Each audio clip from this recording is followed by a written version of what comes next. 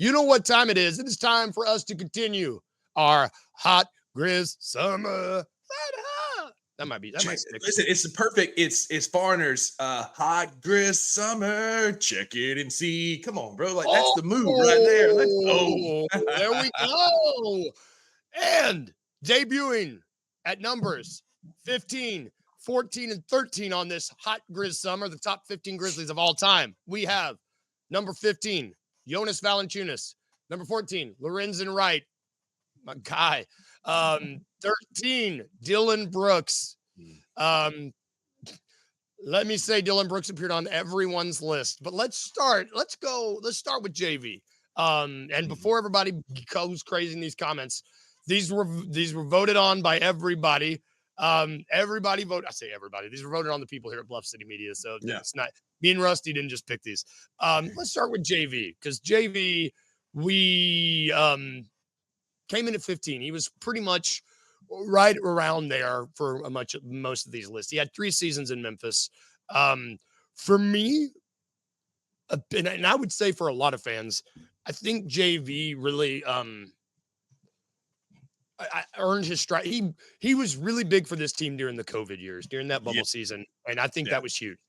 Yeah. Shout out King Meeks. Keep that up, buddy. You can absolutely tell the jokes. I appreciate you, man. Yeah, I mean, he was a walking double-double. In his 3 seasons in Memphis, he averaged just over 16 points per game and right at 11 rebounds per game. And so during that stretch he was with Memphis from the 2018-19 season to the 2020-2021 season, he was a part of the trade that brought us Steven Adams when he went to New Orleans. And so for that, I am thankful. But he kind of set the mold of what Grizzlies fans want in a big guy that's big, that's assertive, that could be aggressive, that just cleans the glass. And so an absolute walking double-double. He was a walking bucket. I mean, he was pretty good for about 17 points and 10 boards just about every night. And I think he was a bit more athletic than Steven Adams was. And so Jonas Valanciunas was on my list. He was a little bit lower than 15, but I mean, I think he walked so that Steve-O and Jaren and these guys could run, and he helped a lot with the development of what the modern-day Grizzlies look like. Specifically Triple J, man. I remember those early triple. Like I remember, I so clearly remember them playing in the bubble, and I think it was a Kyle Anderson 3 to not go. It was just watching JV be the veteran for young Triple J. Triple J was a baby then. And just watching them develop that young core was really something, man. And JV's been in the league for 13 years now. That's wild. You talk about a vet. And the thing, like, he kind of also, I remember watching him play, and like he kind of freed up Jaren to roam and be that free safety, that roamer, that switcher on defense that he truly is. And it's like, okay, this is the recipe for how we can truly unlock Jaren Jackson Jr. is you get a big guy that can anchor in the middle and be that true center, and Jaren can then free flow and play great defense. And so from Jonas, that's how we started. Okay, now Steven Adams and now Zach Edey to give that anchor in the middle. It's and that's not, and we got him in the Marc Gasol deal. I mean, going back even further, like we got him.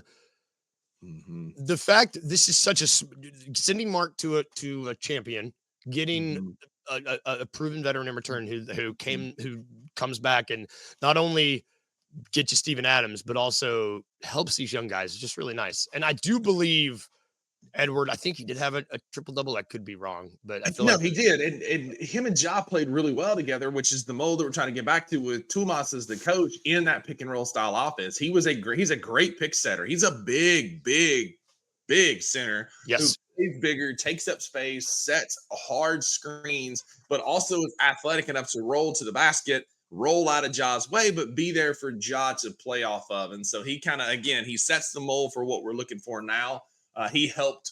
He was one of the biggest helps in the transition from the old GNG to the new GNG, taking us out of that grit and grind and in the mud to a more athletic pick and roll style offense. Yep, you're absolutely right. And that's important. That's important when you look at this franchise history.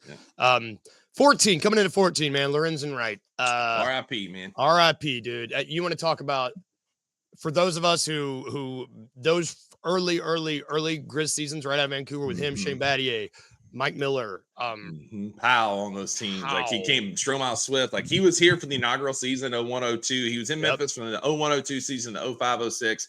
His best season being the first one, averaging 12 points, 9 boards. He was just kind of a do-it-all, like Yep. power forward kind of player, not going to be your best player, not going to go out and get you 30 points, but was just a gritty, grimy type player. He embodied the city that he grew up in, and coming back and playing in Memphis was big, that hometown connection for sure for him. He embodied Memphis, and again, kind of as Jonas Valanciunas took us out of the grit and grind, I think Lorenzen Wright kind of laid the foundation for the original grit and grind. And helped kind of establish that gritty, hard-nosed defense, aggressive type play that ultimately we found success with late in the 2000s and early 2010s. And so, again, RIP to the legend, gone too soon.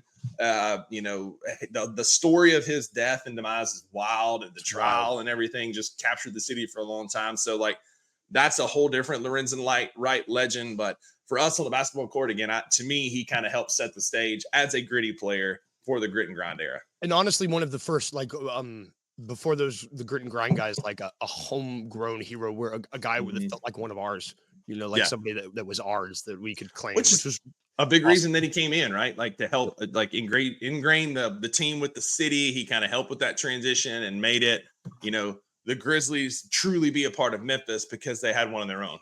Yep. Let's go to number 13.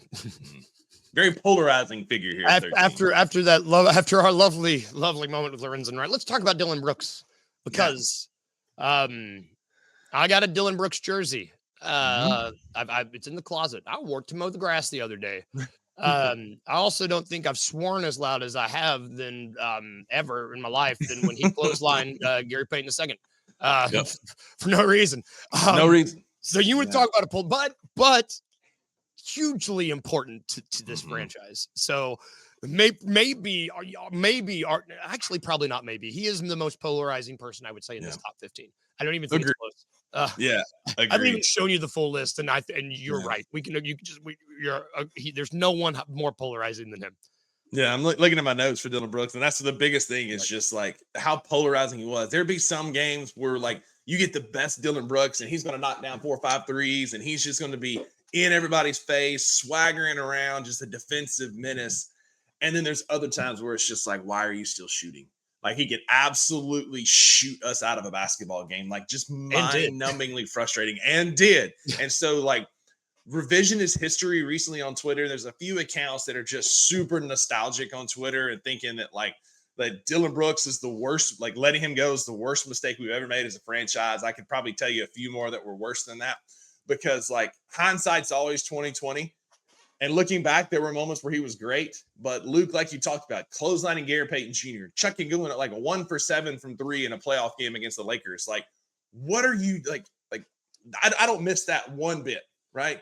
To me, early in his career, the good outweighed the bad, and it was like, yeah, I can put up with some of the antics and some of the not so great shooting because the defense was there and he could get you some buckets. But by the time he transitioned out and kind of had the falling out and moved on to Houston, it had kind of run its course. And to me, it was a net negative at that point because we were shooting ourselves out of ball games. We were poking the bear and then laying an egg against LeBron. And I think that relationship ended right when it was supposed to. And I appreciate young Dillon Brooks and what he did. But by the end of his tenure here, I was kind of ready for him to go. Yeah, same. And another one like Jonas Valanciunas, forgive me. Not the Jonas brothers. Not the Jonas brothers, Valanciunas brothers. The is there a Valanciunas brother? I don't know. It's got to be. There's like this Slovenian family. Eastern Bloc, maybe. He's Lithuanian. They usually got like 11 kids running around. Yep. Love it. Dillon Brooks, like JV, incredibly important for that transition period from the grit and grind to this next gen Grizz. It's very important. Just I think for getting the guys in the right mindset of not being pushovers. Like I just think very important in that transition period. Agreed. We wouldn't be who we are today without Jonas Valanciunas and Dillon Brooks for different reasons. And I'm grateful for Dillon's service. I don't have any ill will towards Dillon. I appreciate his time in Memphis, but it had ran its course and it was time. I couldn't agree more.